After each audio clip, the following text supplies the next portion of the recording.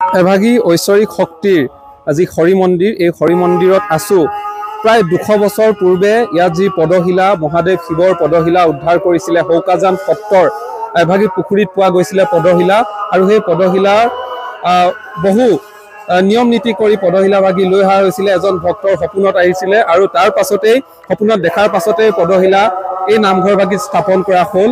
মথিয়াচিগাঁৱৰ নাওহলীয়া এই নামঘৰভাগীত আকাৰত আপোনালোকে নামঘৰৰ দৰে দেখিছে, কিন্তু ইয়াত হৰি মন্দিৰ হিচাপে বিশ্বাস কৰা হয়। কাৰণ যিভাগী আসনত তেওঁলোকে সেৱা কৰি আছে, ভগৱানক সেৱা কৰিছে, সেই আসনভাগী হৈছে মহাদেৱ শিৱৰ পদশিলা। সেয়েহে নামঘৰৰ আপোনালোকে মণিকূটৰ ওপৰত দেখিছে শিৱৰ এপাত ত্ৰিশূল লগোৱা হৈছে।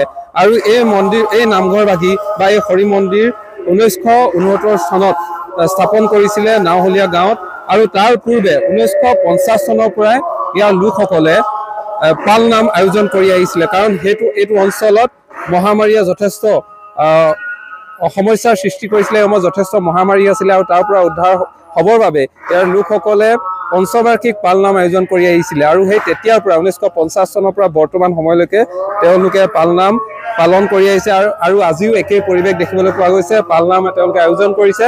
তাৰ সমান্তৰালভাৱে এই যি পদশিলা আছে, মহাদেৱ শিৱৰ পদশিলা আছে, তেতিয়াৰ পৰা তেওঁলোকে 200 বছৰ পূৰ্বে উদ্ধাৰ কৰা পদশিলা হৌকাজান সত্ৰৰ এভাগী পুখুৰীত উদ্ধাৰ কৰিছিলে। আৰু তাৰ পাছৰ পৰা এতিয়াও কিন্তু এই পদশিলা অতি সুন্দৰকৈ তেওঁলোকে আসন হিচাপে স্থাপিত কৰি তেওঁলোকে পূজা অৰ্চনা বা সেৱা কৰি আহিছে। আৰু প্ৰতিটো যি শিৱৰাত্ৰি হওক সকলোবোৰ কিন্তু ইয়াতে উদযাপন কৰি আহিছে। সকলো ধৰ্মীয় পৰম্পৰা তেওঁলোকে উদযাপন কৰিছে। দেখাত চাওক নামঘৰ সদৃশ, কিন্তু ইভাগে তেওঁলোকে হৰি মন্দিৰ এইটো কাৰণে তেওঁলোকে নাম দিছে কিয়নো ইয়াত ভগৱান শিৱৰ পদশিলা তেওঁলোকে পূজা অৰ্চনা কৰিছে। আৰু এই পৰিৱেশ দেখাইছোঁ। আৰু ইয়াৰ বিশেষ ঐতিহ্য এইটো কাৰণে আছে, ইয়ালৈ যিসকল লোক তেওঁলোকে মনত বিশেষ আশা লৈ আহে, তেওঁলোকৰ মনৰ মনোবাঞ্ছাও পূৰণ হয়। আৰু এইদৰে বিশ্বাস কৰি অহা যি অতীতৰ পৰা পৰম্পৰা, প্ৰায় 200 বছৰ পুৰণা এইভাগী আসন, তাৰ পাছতেই তেওঁলোকে যি 50 চনৰ পৰা যি পালনাম আয়োজন কৰি আহিছে, এইবোৰ যি পৰম্পৰা বা বিশ্বাস, এই বিশ্বাস কিন্তু আজিও সুন্দৰকৈ অৱধাৰিত ৰূপত আছে। মই আজি দেখাইছোঁ যিধৰণে পালনাম হৈ আছে, ইয়াৰ পৰিৱেশ দেখাইছোঁ।